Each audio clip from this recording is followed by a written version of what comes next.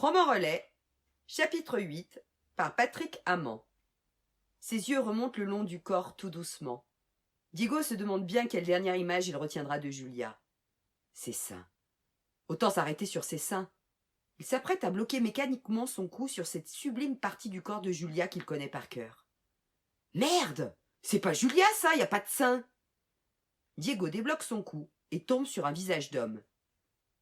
Excusez-moi, vous auriez vu Bitagrivo? Qui? Mon chien, Bitagrivo. Il vient de s'échapper. Conscient du ridicule de la situation, Diego se releva d'un trait en remontant son bénard. Il ne se voyait pas trop réclamer des Kleenex, hein. Désolé, je n'ai pas vu de chien, je faisais... une envie. Diego dévisageait ce minotaure des temps modernes, haut d'homme et bas de femme. Vous faites ce que vous voulez, hein. J'étais moi-même en train de me préparer pour une soirée avec mon ami quand Bitagrivo s'est échappé. Je ne suis qu'à moitié prête, en somme. Et ce couteau? Un jouet! C'est son préféré. C'est marrant d'ailleurs, hein, car c'était aussi le jouet préféré de mon précédent chien DSK. Bon, lui, je m'en suis séparée, parce qu'il se mettait à baver partout dès que je m'habillais en soubrette. Diego, en train d'écouter un travelot lui parler de ses chiens dans une rue vide, sous les fenêtres d'un peuple confiné, la scène était surréaliste. Ça vous ennuie de m'héberger pour la nuit?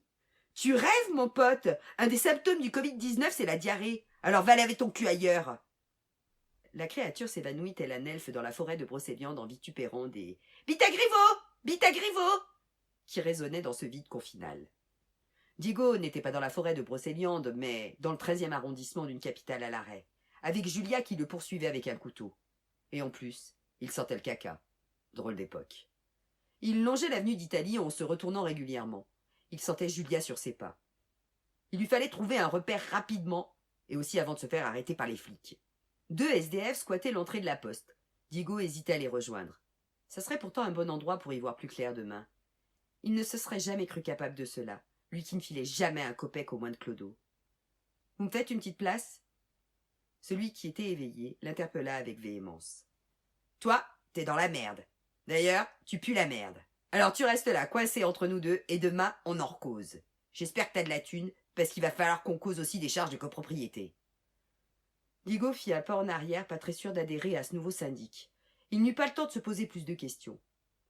Des voitures de police, toutes sirènes hurlantes, déboulaient le long de l'avenue et stoppaient net devant la poste. Un camion de BFM leur emboîtait le pas.